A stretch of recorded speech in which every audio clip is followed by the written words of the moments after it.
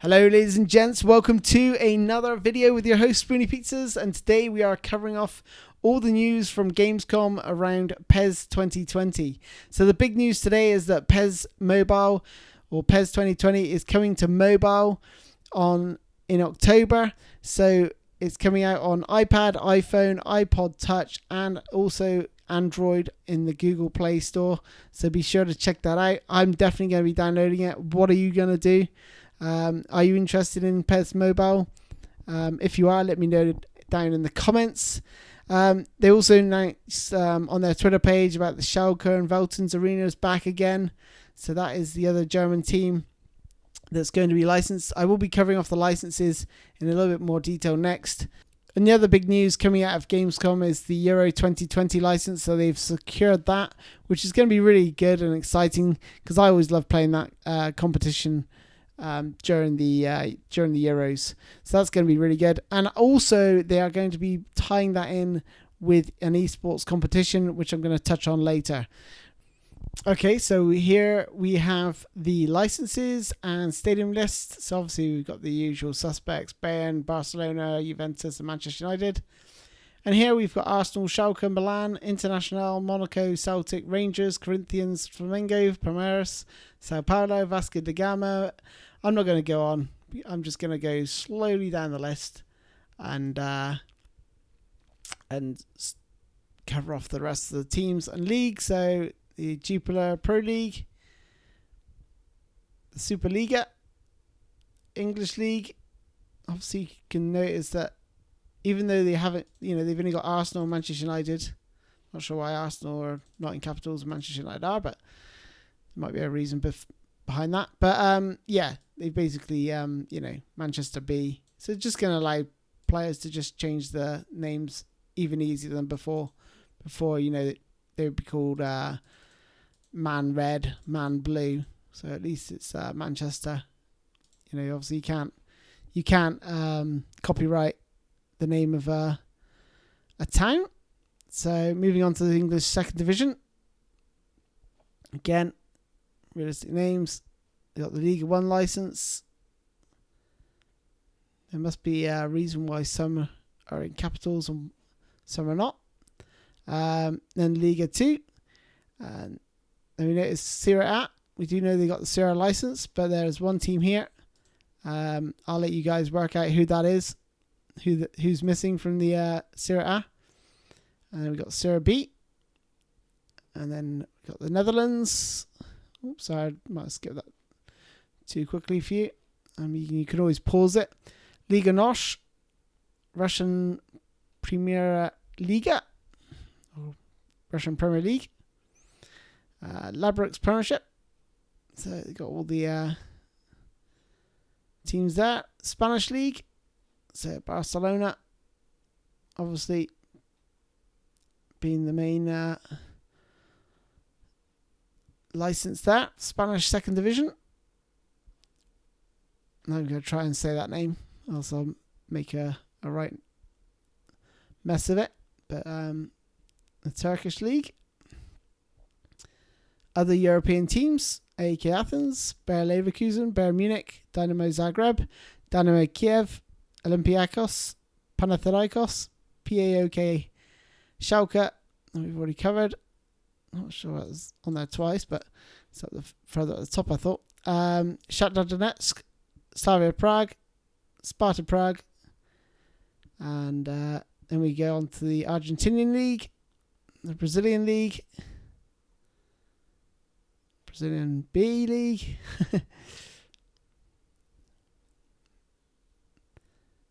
that's the Chilean League, I believe.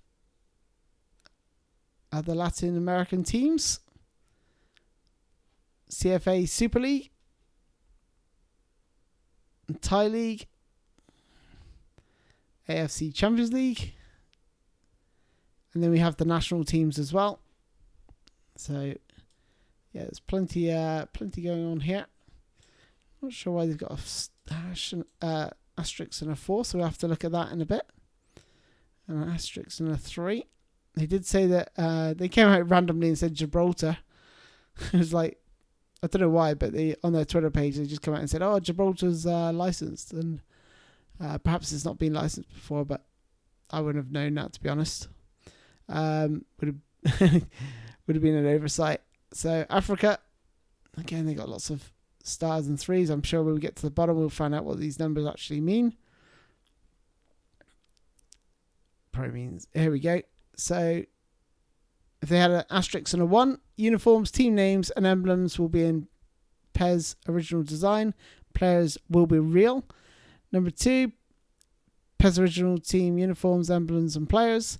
If they had an asterisk and a 3, original team uniforms and players. If they had a 4, asterisk and a 4, original team uniforms and players will be real. Okay. All of the above content will be available in-game through Data Pack 1. Okay, so if there's anything missing, we're going to see stadiums added. Well, actually, teams and players added in Data Pack 1 because the stadium list is next.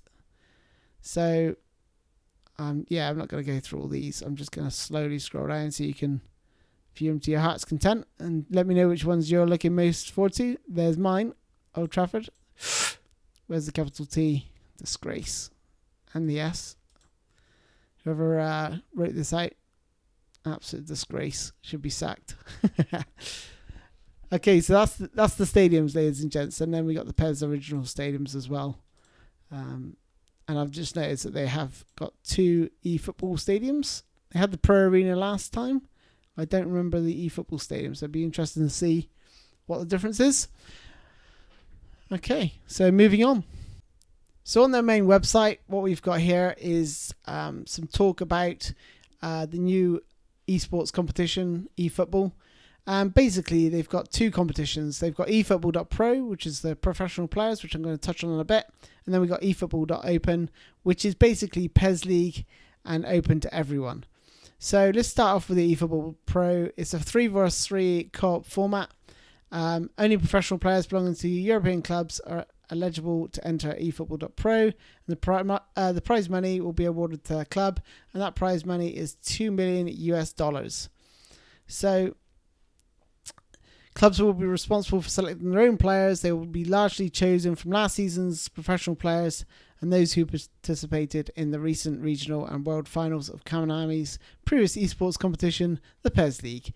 So it sounds like, this, 3v3 co-op is no longer, you're not going to be able to compete competitively anymore unless you are signed up with a real life and real world football club.